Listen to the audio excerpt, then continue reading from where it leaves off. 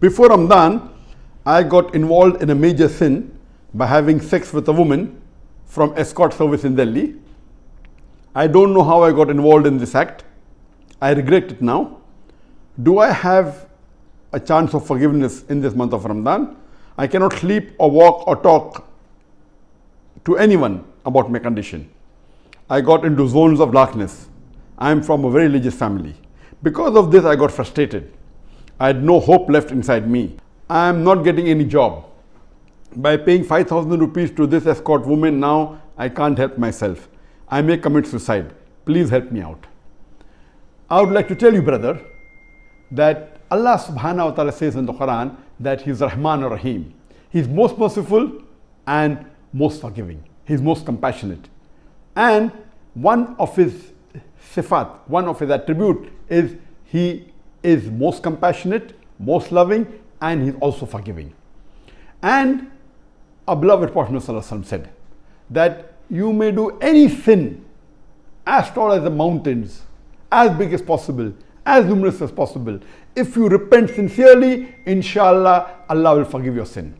And the Prophet ﷺ also said that Allah subhanahu wa ta'ala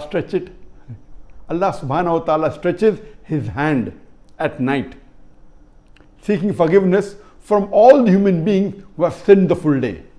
And He stretches out His hand in the morning to forgive all the human beings who repent, who have sinned the full night. So my request to you, brother, is that you seek forgiveness from Allah subhanahu wa ta'ala with sincerity, and Allah inshallah will forgive you. And there are certain prerequisites for seeking forgiveness, in which case inshallah Allah will forgive your sin. Number one is agree that the sin you're doing is wrong, and which I can see you have already done that. Number two, stop it. Number three, seek for forgiveness. Number four, do not do it again. And number five, undo it if you can. For example, if you have robbed something, then return it back. But in your case, we already know that you have agreed it is wrong, and inshallah you stop it. You seek forgiveness from Allah subhanahu wa ta'ala and see to it you don't do it again. And Ramadan was a very good month, and I'm sure you might have asked for forgiveness. And Laylatul Qadr is one of the night which comes once in a year, every year, and it is equal to a full lifetime. As Allah says, one night is equal to 1,000 months. Now, since Ramadan is over, according to Ibn Qayyim, may Allah have mercy, he says that the one day in a week, that is Friday, is like Ramadan in the whole month. And the 1 hour on Friday, that is 1 hour after Asr, where Allah forgives the sins of all those who ask for forgiveness, is like the Laylatul Qadr.